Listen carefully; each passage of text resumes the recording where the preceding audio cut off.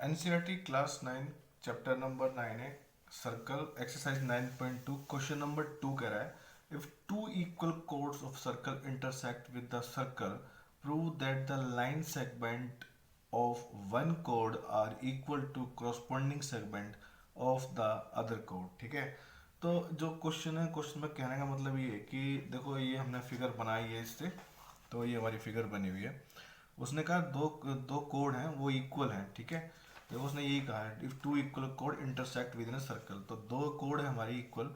तो ये हमारी मान लो ये ए है, इसको हम बी ले लेते हैं, ये सी है और ये हमारी डी है। तो ये दो कोड हैं। ठीक है, ए बी और सी डी ये दोनों क्या है, इक्वल है। सेंटर ले लेते हैं। ठीक है, ये हमें क्वेश्चन खाली इतना ही दिया हुआ था, लेकिन ये जो है ग्रीन ग्रीन वाला पोर्शन है जो ये वाली लाइन, ये वाली लाइन, ये हमने खुद बनाई है क्योंकि इनकी हमें ज़रूरत पड़ी थी इसलिए हमने बना ली। कंस्ट्रक्शन में बनानी थी, मैंने पहले ही बना लिया। आपको ऐसे बनानी है।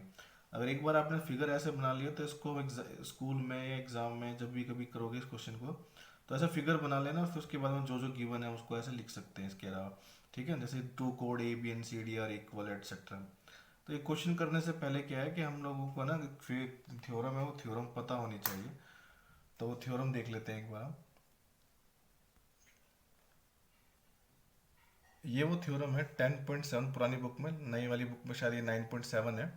तो chords equidistant from the centre of a circle are in equal in length. तो जो इक्वल कोड्स होती हैं वो सेंटर से बराबर दूरी पे होती हैं। ठीक है, तो जैसे अगर हम अपनी ये वाली फिगर देखें, तो जैसे अगर पी क्यू और आर एस अगर हमारी दो ये हैं कोड इक्वल हैं, तो सेंटर से बराबर दूरी पे होंगे। इसका मतलब क्या है कि सेंटर से बराबर दूरी दूरी होने का मतलब ये है कि जो हमारे ओ एल है, मतलब जो भी हमसे परपेंडिकुलर डाला है मिड पॉइंट पे, बिल्कुल मिड पॉइंट पे डालेंगे क्योंकि परपेंडिकुलर डालेंगे तो मिड पॉइंट पे डालेंगे। इससे पहले वाली वीडियो में मैंने आपको ये बात बताई है।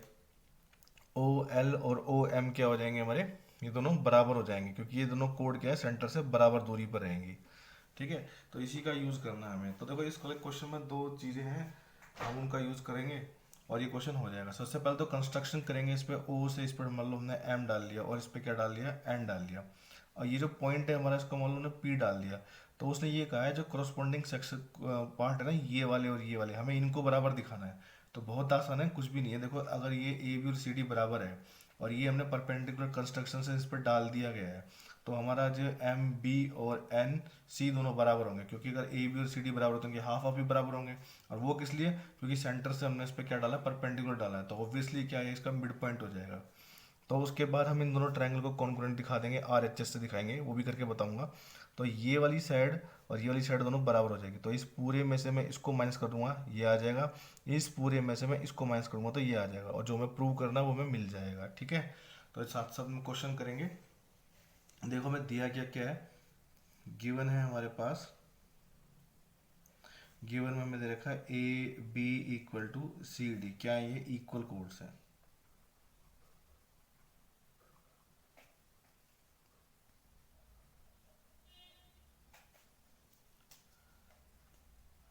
टू प्रूव में जो हमें करना है वो देखते हैं क्या लिखा है। टू टू हम करेंगे, टू प्रूव में हमें करना है क्या, P C equal to P B. ठीक है, ये पी बी पी सी कहाँ से आया, जब तक आप फिगर नहीं बनाओगे। देखो फिगर हमें दी हुई नहीं थी, इसकी हमने खुद बनाया है। अगर फिगर बनाने के बाद आप फिगर से लिख सकते हो कि पी बी और पी सी हमें इक्वल प्रूव करना है। ठीक है, अब प्रूफ में देखो कैसे करेंगे हम।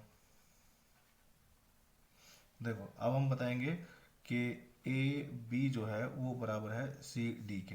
ठीक है, ये गिवन है, हमें हमने कुछ नहीं किया, हमें गिवन ही था।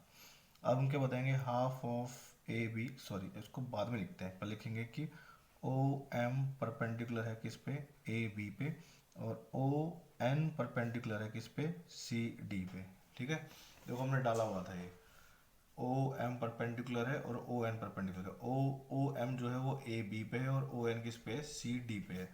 तो जब ये दोनों परपेंडिकुलर हो जाएंगे तो हम क्या बता सकते हैं कि half of A B equal to half of C D. तो ये क्यों है, क्योंकि परपेंडिकुलर, ठीक है, वो थ्योरम लगी, perpendicular drawn from the centre. अगर हम किसी सेंटर से इस पे परपेंडिकुलर डालेंगे तो उसको ये क्या करेगा, बाइसेक्ट करेगा। ठीक है, तो इसके बारे में बात कर चुके हैं, मैं फिर से दिखा देता हूँ आपको। ठीक है, पुरानी वाली बुक में ये 10.4 है, ठीक है, लेकिन नई वाली बुक में हो सकता है 9.4 हो। तो ये देखो यहाँ पर है, ये रही कि the line drawn through a centre of a circle to bisect A code is perpendicular to the code, ठीक है। बुक में सारी थ्योरम है, सब कुछ दिया हुआ है।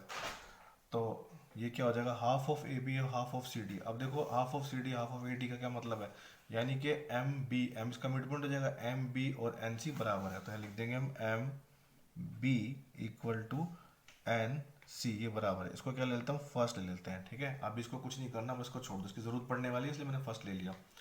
अब देखो हमारे पास दो ट्राइंगल है, कौन कौन से, एक तो ये है ओ एम पी और एक है ओ एन पी, ठीक है। सो बताओ कि इन triangle OMP and triangle ONP। तो देखो अगर मैंने अभी बताया था थोड़ी देर पहले कि वो थ्योरम है हमारे पास, अगर इक्वल कोर्स तो बराबर दूरी पे होंगी, मतलब OM और ON बराबर है, तो ये आ जाएगा हमारा OM इक्वल टू ON, ठीक है। Equal chords are equidistant from the centre, ये मैं लिखा नहीं पूरा, लेकिन आपको लिखना है, सब समझ गए होंगे कौन सी थ्योरम है ये। अब देखो यहाँ पर हमने परपेंडिकुलर किससे डाला था, कंस्ट्रक्शन से डाला था। तो एंगल ओ एम पी और angle O N P, angle O M P equal to angle O N P, ये क्या है, ईच 90 डिग्री, दोनों क्या है, 90 के हैं, ठीक है। हमने परपेंडिकुलर डाला था।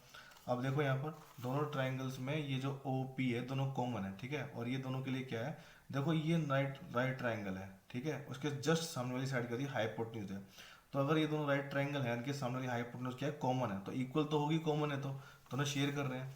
तो हम क्या लिख सकते हैं यहाँ पर, O P equal to O P. ये मैंने इसलिए बताया है क्योंकि हम यहाँ पर आर एच एस लगाने वाले हैं, ठीक है। यहाँ हो जाएगा triangle O M P is concurrent to triangle O N P, ये किससे हुआ, हमारा आर एच एस से हुआ, ठीक है। अब ये आर एच एस से हो गया, क्यों हुआ है देखो वो भी समझ लेते हैं हम, थोड़ा पता लग जाएगा, ठीक है। कोई भी बात ऐसे हवा में नहीं होनी चाहिए हमारी। देखो ये दोनों साइड बराबर है, एक साइड बराबर आ गई, राइट एंगल दोनों 90 डिग्री है, हाइपोटेन्यूज दोनों की इक्वल है, तो आ गया हमारा आर एच एस, मतलब R H S, right angle, hypotenuse common आ गई और एक साइड हमारी बराबर आएगी, मतलब ओ एम और ओ एन। तो यहाँ से हमारे दोनों ट्राइंगल क्या हो जाएंगे, ये कॉन्करेंट हो गए। कौन, जब ट्राइंगल कॉन्करेंट हो जाते हैं तो क्या लगा देंगे, सीपीसीटी लगाएंगे, कैसे वो देखो, ये हो जाएगा हमारा M P equal to N P by C P C T. कौन से पार्ट है अभी फिगर में दिखाता हूँ। देखो यहाँ पर देखो ये एम पी और एन पी, तो देखो मैं एम बी में से एम पी माइनस करने वाला हूँ और सी एन में से मैं ये एन पी माइनस करने वाला हूँ। तो लेफ्ट वाले लेफ्ट में जैसे हमने पहले किया था, इसको सेकंड, तो सब्ट्रैक्ट कर रहे हैं हम सेकंड फ्रॉम फर्स्ट में से, ठीक है। फर्स्ट क्या है हमारा एम बी, तो M B minus M P equal to क्या हो जाएगा, हम फर्स्ट सेकंड में से फर्स्ट में से कर रहे हैं तो ये लिखेंगे पहले हम क्या, एन सी माइनस में एन पी, तो एम बी। अब देखो एम बी में से एम पी जाएगा हमारा, एम बी में से एम पी गया तो क्या बचा, पी बी बचा, ठीक है। यह आ जाएगा हमारा पी बी इक्वल टू में क्या बचेगा, अब देखो एन सी में से एन पी, अब यहाँ देखो एन सी में से एन पी गया तो क्या बचा, यही बचा पी सी, ठीक है। तो यहाँ आ जाएगा हमारा पी सी, ठीक है, बस हैंस प्रूव्ड, यही प्रूव करना था हमें, इतना बड़ा क्वेश्चन नहीं था, खाली थ्योरम पता होनी चाहिए थी, ठीक है।